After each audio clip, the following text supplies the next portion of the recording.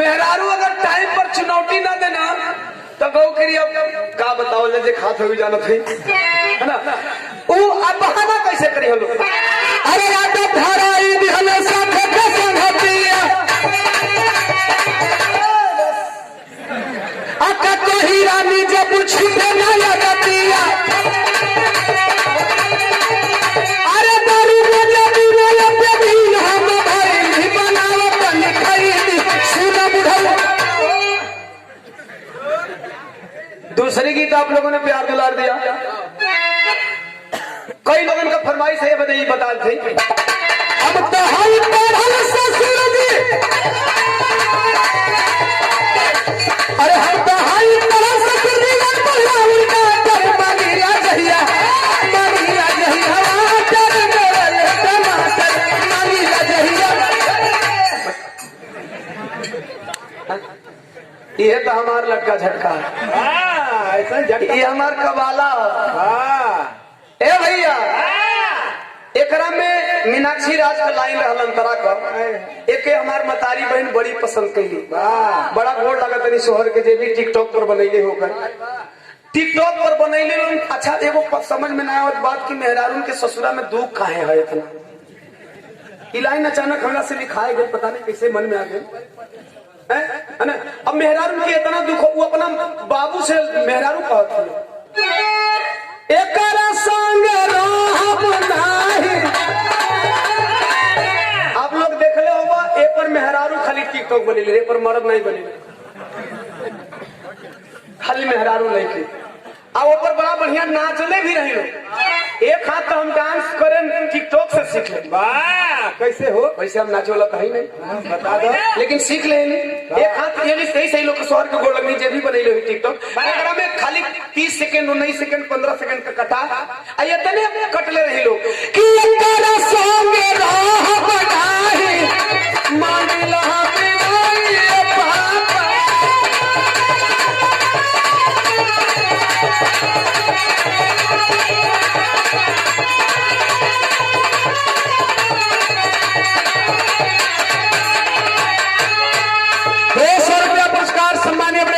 जहां भी होला आप पहुंच जाइए भाई के आशीर्वाद है आपके तिलक में हमार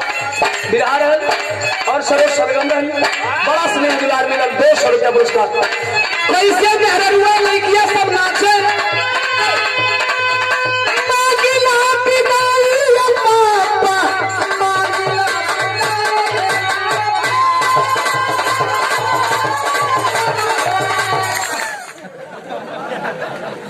खाली 30 सेकंड कर हम घड़ी पर देखत ले कि कहां लग 30 सेकंड 30 सेकंड खाली हिल ना यकीन होके तो चालू करके देख लो 16 सेकंड तो 16 का नहीं बनते रहे 30 से पार जीवो तो टिकटॉक अपना मन में 30 से पार जीवो तो गिर जाए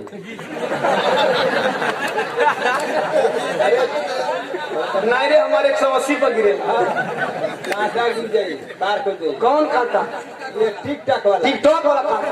ऐसे खोल के बोलल कहीं हम कहते हमरे कांटा का चेक कर हमार कांटा चेक मत करनी में तो घाटा लग जाए मेहरारू मतारी बहन लोग न चली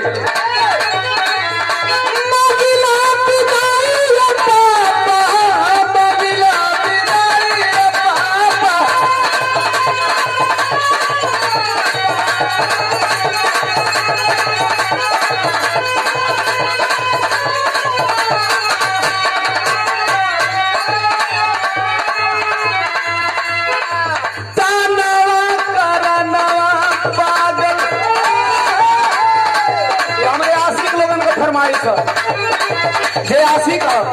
अरे तानवा करनवा पागल तानवा करनवा पागल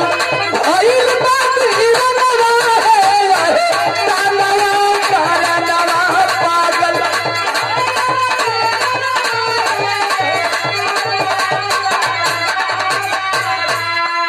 पुनः 500 रुपया पुरस्कार सम्मान्य भैया लाल बहादुर यादव जी बड़हलगंज गोरखपुर के ऐतिहासिक सरजमी से चरणों में प्रणाम सुंदर पुष्पहार से आपने सम्मान किया। जो मोहब्बत करते हैं उन दीवानों से मैं कहना चाहता हूं कि यह जमाना दीवानों का दुश्मन है। इसलिए मोहब्बत करने वाले दीवानों से यह दीवाना कहता है, ओम प्रकाश दीवाना कहता है दुनिया वालों, दुनिया का हर रोग पकड़ ले, रोग ना पकड़े कोई के,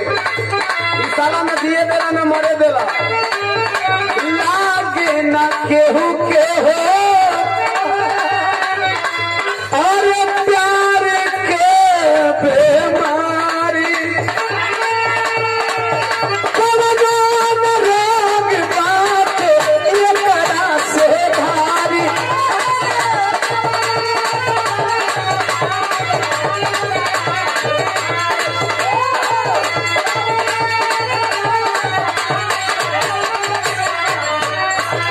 तेज बहादुर भैया को छोटका भैया यशवंत भैया के द्वारा